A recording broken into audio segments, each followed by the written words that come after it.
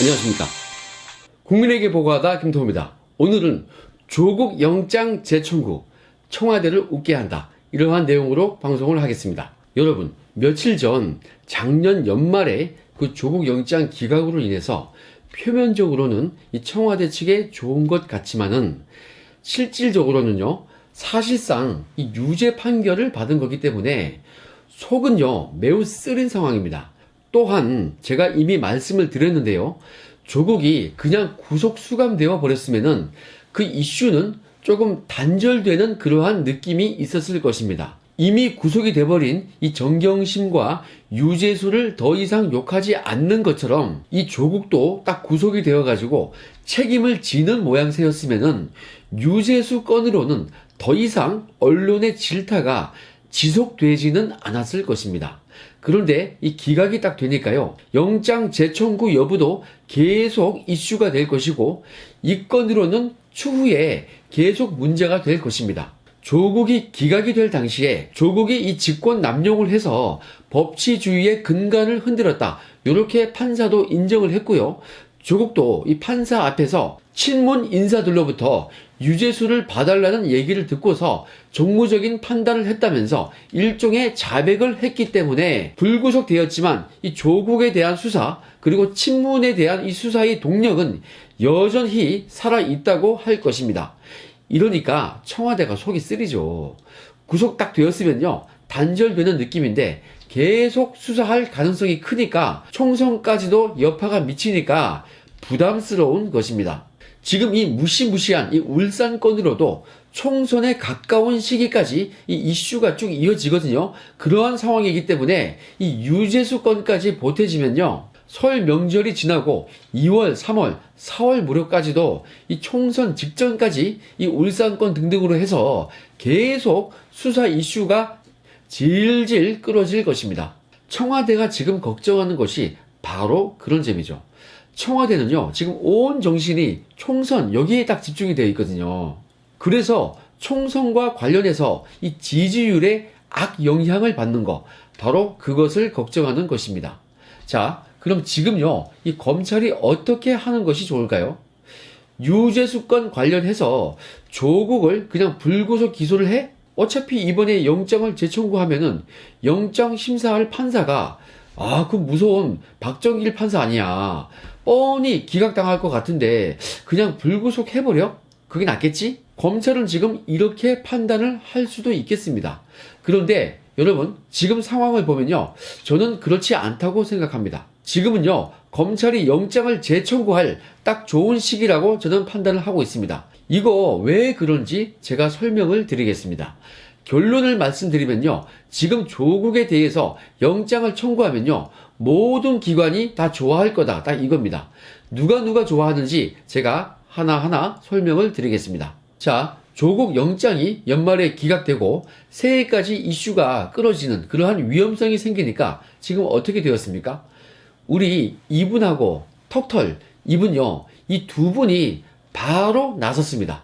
알릴레오에 이 김어준이 출연을 딱 해가지고 유시민과 대화를 했죠. 그때 그 대화를 들어보면요, 윤석열 총장님의 시각이라는 그러한 전제가 달려있긴 하지만 문재인이 아버지고 윤 총장님이 큰아들, 조국은 나쁜 아들, 호적을 파야 하는 아들, 목을 따야 하는 아들, 이렇게 표현을 해 두었습니다.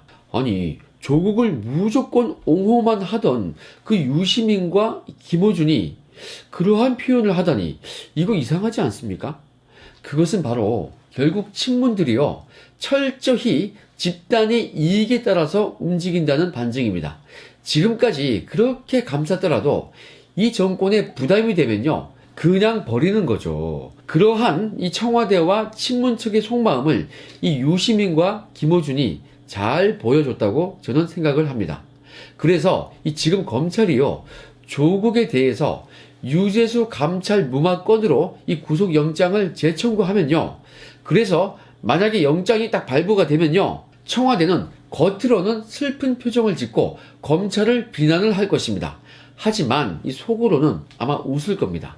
웃는다기보다는 앓터니가 빠진 그러한 상황일 것입니다. 안도의 한숨을 내쉴 것입니다. 제가 여러 번 얘기했죠. 조국은 버린 카드입니다.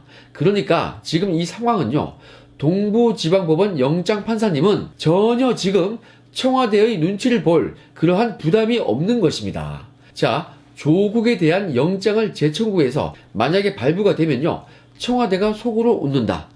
이거 아주 중요한 포인트입니다. 이렇게 이 청와대가 좋아하는 것입니다. 자, 그럼 이 두 번째로는 누가 좋아할까요? 바로 여러분들과 저, 그리고 검찰이 좋아하겠죠. 우선 우리의 답답한 속이 풀릴 것이고, 검찰도 수사의 성과가 올라가는 거니까 어쨌든 좋은 거 아니겠습니까? 우리들과 검찰이 좋아할 거라는 거, 이것은 여러분들께서도 충분히 예상을 하실 수 있는 것입니다. 자, 그럼 세 번째로는 또 누가 좋아할까요? 지금 영장을 발부해도 되는 분위기라면 영장을 발부하는 이러한 것이 법원으로서는 매우 좋은 것입니다. 왜냐하면 조국과 송병기에 대해서 잇따라 기각을 했죠. 그리고 운동권 대부 허인회마저도 또 기각을 했죠. 그렇기 때문에 또 이번에 또 조국을 기각한다? 와, 이러면요, 엄청난 부담이 이 법원에 오게 되어 있습니다. 이번에는 특히 더 그런 것입니다. 왜 그렇습니까? 이번에 재청구하면요, 동부지방법원에서는 박정길 판사님이 이 영장 심사를 담당을 하게 됩니다. 한번 기각을 했던 이 권덕진 판사님이 다시 담당할 수는 없습니다. 그러면 박정길 판사님, 이분이 누굽니까? 작년 봄 환경부 블랙리스트 사건에서 김은경 장관에 대한 영장을 정치 논리, 촛불 논리로서 기각을 시켰다고 해서 호되게 이 여론의 역풍을 일으키신 분 아닙니까? 한마디로 이 지금 여권 인사들에 대해서는 어떠한 짓을 해도 이 내로남불을 해도 괜찮다는 이유로 기각을 시킨 것입니다. 박정길 부장님께서 그때 무수한 욕을 들으셨습니다. 특히 이 성 빼고 이름이 같은 탤런트 이정길 선생님으로부터도 호되게 질책을 당하셨습니다. 그런데 이번에 만약에 영장이 재청구된다면 최근 이 조국과 송병기, 허인회에 대해서 잇따라 기각했는데 이거 3연타도 아니고 네 번째로 또 기각을 해요? 그런데 그 기각을 한 판사가 또 박정길 판사라고? 야, 이게 법원으로서는 매우 부담스러운 것입니다. 그런데 제가 아까 말씀을 드렸죠. 영장을 만약에 발부를 해서 조국이 구속된다면 청와대가 겉으로는 화내는 척을 해도 속으로는 좋아한다니까요. 박정길 판사님도 아마 그것을 지금 아실 수도 있는데요. 전혀 부담을 가질 필요가 없는 것입니다. 이번에 또 기각되면요, 역시 이 환경부 블랙리스트 건으로 김은경 장관을 기각시켰던 그 임종석과 절친하다는 그 소문이 있는 그 박정길 판사로군, 이러면서요 얼마나 혹독한 비판을 하겠습니까? 그런데 이 조국이 딱 구속되고 나면은 청와대가 속으로는 좋아한다니까요. 아까 그 이유를 말씀드렸지 않습니까? 왜 좋아하는지. 유시민과 김어준이 이 확인을 시켜줬습니다. 그러니까 박정길 판사님께서는 전혀 이 심적인 부담이 없는 것입니다. 그냥 법과 양심에 따라서 이 조국이 법치주의의 근간을 뒤흔들었으니까, 사안이 매우 중대하니까 법적인 책임을 지금 부인하고 있으니까, 그리고 양형이 세니까 증거인멸의 우려가 딱 있는 것이다, 이렇게 법리에 따라서만 구속영장을 발부하셔도 되는 것입니다. 뭐라고 할 사람이 아무도 없습니다.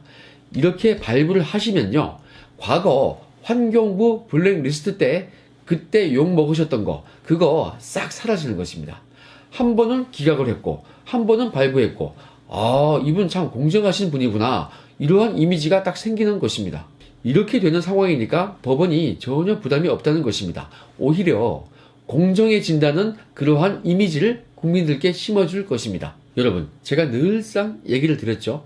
긍정적으로 생각해야 된다고. 박정길 판사님도 대한민국의 당당한 판사님이시고 최고 엘리트이십니다. 아니, 대한민국 판사가 눈치 안 보고 법과 양심에 따라서 그거에 의해서만 판결하지 않겠습니까? 자, 이렇게 조국 구속영장 재청구에 대해서 법원이 발부를 하면요, 최근 잇따라 주요 사건 영장을 기각시켰던 이 법원으로서는 공정하다는 그 이미지를 새롭게 정립할 수 있기 때문에 나쁠 것이 전혀 없는 것입니다.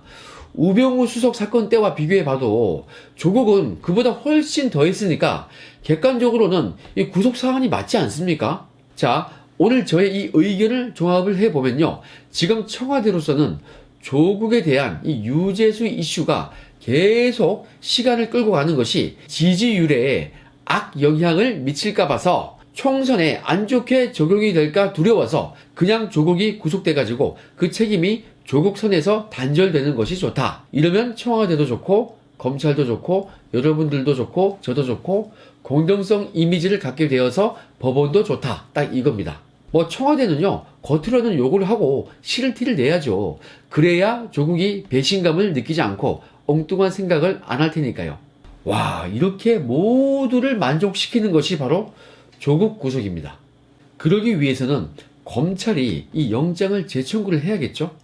만에 하나 이 기각이 되더라도 그 부담은요, 잇따라 영장을 계속 기각시켰던 법원으로 돌아갈 것입니다. 그리고 여론이 악화되기 때문에 지지율 면에서는 우리 쪽에 훨씬 유리하게 돌아올 것입니다. 저는 지금 이 지지율 안 믿거든요. 창원 성산구 재보궐선거 보세요. 사전 지지율하고 실제 투표를 딱 하고 나서 결과를 보세요. 엄청난 차이가 있지 않습니까? 그래서 이 여론이 결국 무서운 것입니다. 결국엔 우리 국민들의 힘이 가장 무서운 것입니다. 그러니까 이 청와대 입장에서는 이 조국이라는 인물은 걸림돌인 것입니다. 그리고 조국이 막상 구속되면요, 수감되면요, 부부가 모두 구속되어서 동정 여론이라도 일어날 여지가 있는 것입니다.